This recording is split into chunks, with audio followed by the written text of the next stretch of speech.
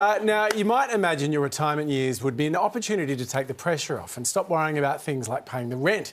But for a growing number of Australians, paying rent is a burden that follows them well into retirement. If you got a house, you're paying rent, then the minute you have to retire, that's when you can't afford to pay your rent. 67-year-old Deborah Basham retired from her job as a cleaner a year ago. Since then, paying her rent has been a constant struggle. It's very difficult renting on the pension. You don't have the money. Once you pay your rent and everything out, you've got no money left to pay your bills. So therefore your bills get behind and you just struggle. Money so tight, she sometimes goes without food in order to pay rent and bills. I've got animals, I feed them first, and if I've got nothing left, then I go without. If I've got a slice of bread, I'll just have a slice of bread for tea. I've been even that low that I haven't even had a slice of bread. Deborah isn't alone. A new report from the Grattan Institute revealing 2/3 of the more than 200,000 retired households who rent in Australia are living in poverty, an increasing number now at risk of homelessness. Historically, most Australians have owned their own home in retirement, but fewer Australians are owning their own home as housing has become more expensive. At the same time, social housing stock hasn't kept pace with broader population growth, so there's just fewer social homes available for those that find themselves in hard times.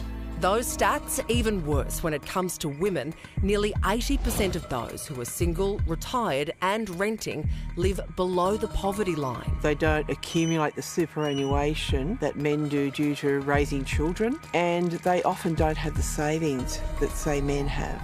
Now, there are calls for a short-term fix to lift older renters out of poverty. The Grattan Institute pushing for the government to raise rent assistance by 50% for singles and 40% for couples. What that would mean is that retirees would be able to afford a pretty basic home in a major Australian city and also afford other essentials that they need in life. Arguing if nothing is done, the future looks bleak for retirees like Deborah. It's affected me really bad, just day-to-day worry. Where I'm going to end up, if I'm going to end up in a car, you know, homeless. You worry every day.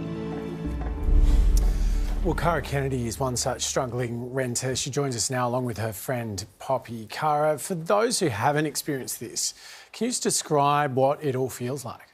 It's very daunting. It doesn't help mental health, which has never ever been as bad as what it is for me now.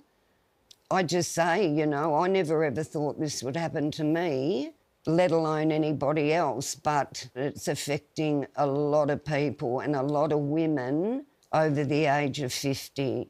You know, being a woman, you are robbing Peter to pay Paul to buy, you know, products that women need. It's depressing. It's depressing. It's put me in a bad place a lot of times, yeah. I imagine for someone in your situation, when you go to the supermarket, there's a really clear list in your head of what you can buy and what you can't. What are the things you have to walk past that you'd like to be able to buy at the supermarket?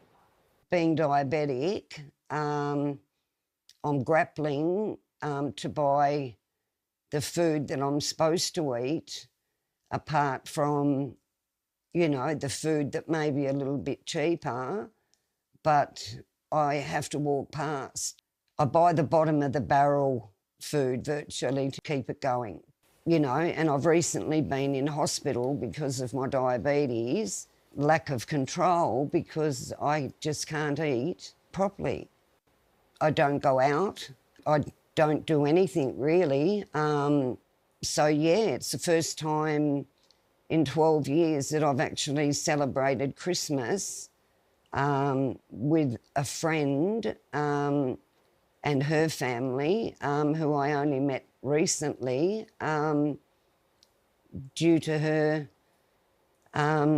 coming to my home and finding me on the bathroom floor, half in a coma, because I hadn't eaten that day. So, yeah, it's horrible. Cara, there's a push for the government to increase rent assistance payments. What would you like to say to them? Please help us. We're dying, you know. There's only to say, if my rent goes up again, I will be homeless. Cara, you've worked so hard all your Yeah. life. You've paid your taxes. Are you angry at the way retirees are being treated in this country? 100%.